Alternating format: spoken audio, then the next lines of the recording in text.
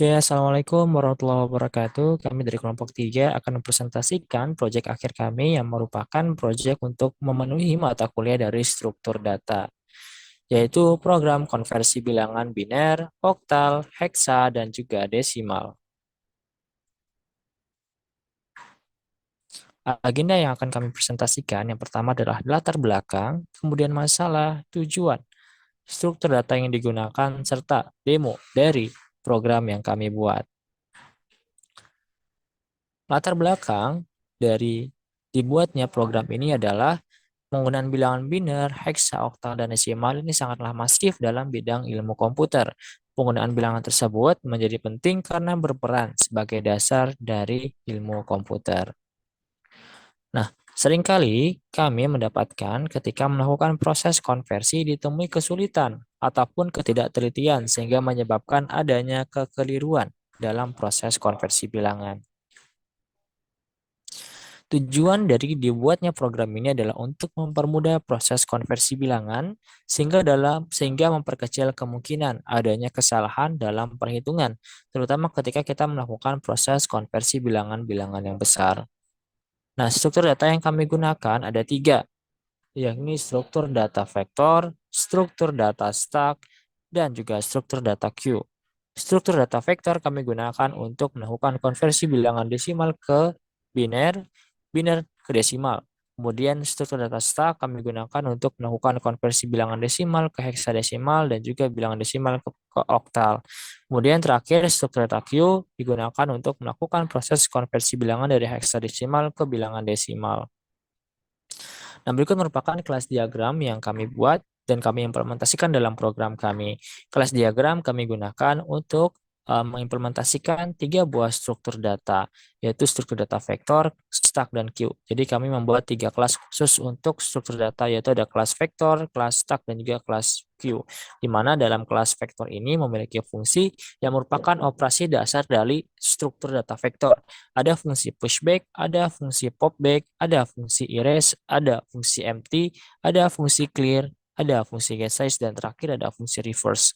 Kemudian dalam kelas stack itu ada fungsi yang merupakan operasi dasar dari stack, yaitu ada fungsi push, fungsi pop, fungsi top, fungsi size, dan juga fungsi empty. Dan terakhir ada kelas queue yang mana fungsinya merupakan operasi dasar dalam proses queue, yaitu dalam struktur data queue, yaitu ada fungsi enqueue, fungsi dequeue, fungsi empty is empty, dan juga fungsi size. Dan ada pula kelas yang khusus kami buat yang kami gunakan untuk melakukan proses konversi bilangan, yaitu adalah kelas converter, di mana dalam kelas ini terdapat fungsi yang digunakan untuk melakukan proses konversi. Ada fungsi DEC to hack yang digunakan untuk melakukan proses konversi desimal ke dalam bilangan heksadesimal. Kemudian ada fungsi hack to DEC yang digunakan untuk melakukan proses konversi heksadesimal ke dalam bilangan desimal. Kemudian ada fungsi DEC to bin yang digunakan untuk melakukan proses konversi bilangan desimal ke bilangan biner. Kemudian ada fungsi bin to DEC yang digunakan untuk melakukan konversi bilangan biner ke desimal. Selanjutnya ada fungsi DEC to oct yang digunakan untuk melakukan proses konversi bilangan desimal ke bilangan oktal. Dan terakhir ada fungsi oct to DEC yang digunakan untuk melakukan proses konversi bilangan oktal ke bilangan desimal. Selanjutnya akan dilakukan proses demo untuk menjalankan program kami. Assalamualaikum warahmatullahi wabarakatuh. Jadi hari ini saya akan mendemokan bagaimana program yang kelompok kami telah buat. Jadi kelompok kami ini membuat sebuah program untuk mengkonversi bilangan desimal, biner, oktal, dan heksadesimal ke format yang lainnya. Dengan contoh, misalnya kita mempunyai bilangan desimal, yaitu 10. Jadi 10 ini akan dikonversi ke biner, oktal, dan heksadesimal secara sekaligus. Untuk memastikan output yang telah program kami buat itu benar, kami akan menggunakan resource lain sebagai pembanding. Misalnya di sini masukannya desimalnya adalah 10, binernya itu berarti 1010, oktalnya itu 12, dan heksadesimalnya itu A. Nah, pada program kami, ketika dijalankan, user akan diperintahkan untuk memilih menu mana yang akan dipilih.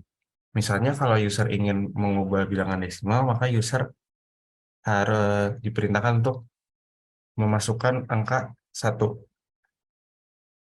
Nah, sesuai dengan yang tadi saya bilang, contohnya itu adalah angka 10.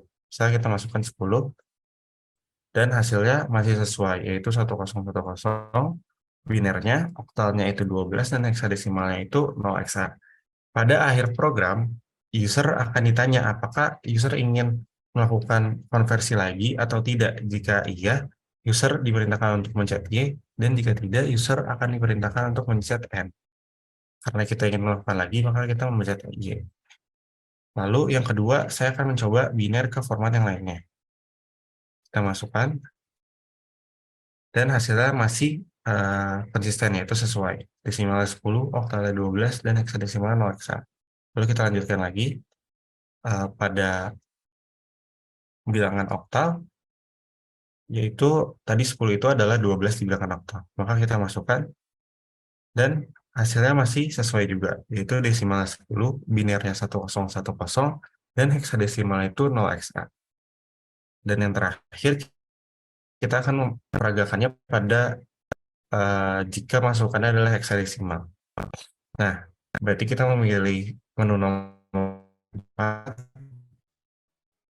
lalu masukkan bilangan heksa. Nah, pada masukannya ini, kita tanpa menggunakan X, jadi heksadesimal, maka kita masukkan saja. Dan hasilnya adalah desimal 10, binarnya 1010, dan oktalnya 12.